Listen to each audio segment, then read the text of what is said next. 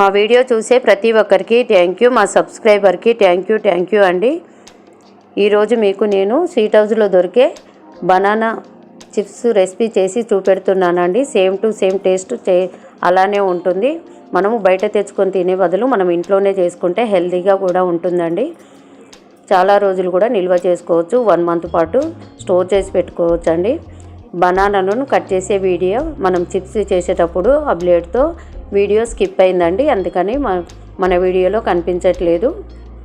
వీటిని all chips cut చేస్తాం కదండి, అదే బ్లేడ్ తోటి కట్ చేసుకోవాలండి.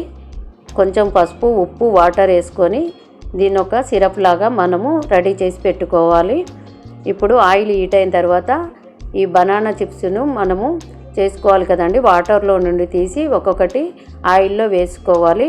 ఒక ట్రిక్ కంపల్సరీ ఫాలో అవ్వండి. మనము ఈ బనానా చిప్స్ కట్ చేసినప్పుడు సాల్ట్ వాటర్లో వేసుకోవాలండి, లేదంటే అవి నల్లగా అవుతాయి. అందుకని కంపల్సరీ సాల్ట్ వాటర్లో వేసుకోవాలి.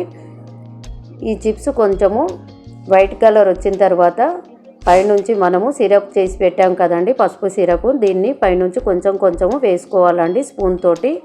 ఇలా వేయడం వల్ల సేమ్ మనం స్వీట్ హౌస్లో కొన్న బనానా చిప్స్ కలర్ఫుల్గా ఎలా ఉంటాయో అలానే వస్తాయి. మీకు వద్దనుకుంటే పసుపు వేయకుండా కూడా చేసుకోవచ్చు, కాకపోతే కొంచెం వైట్ కలర్ ఉంటాయండి. కలర్ఫుల్గా ఉంటేనే పిల్లలు కానీ ఎవరు కానీ ఇష్టపడతారు కదా, అందుకని మనకు ఈ పసుపు వల్ల మనకు హెల్త్కు చాలా మంచిదండి. పసుపు వేస్తున్నాం కనుక కలర్ ప్లేస్లో మనం పసుపు వాడుతున్నాము. ఇవి కొంచెము ఫ్రై అయిన తర్వాత ఇలా కలర్ఫుల్గా వస్తాయండి, పసుపు వేసుకుంటాం కదా, అందుకని. ఇప్పుడు మనకు బనానా చిప్స్ అనేటివి రెడీ అయిపోయినాయి.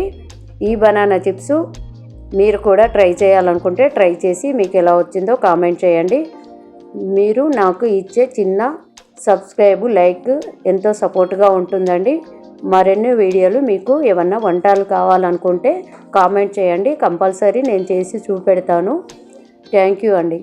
చూసారు కదా ఫ్రెండ్స్, మా అమ్మ చేసిన బనానా చిప్స్. మీరు కూడా ట్రై చేసి ఎలా ఉందో చెప్పండి. Please like, share, comment and subscribe. Thank you for watching.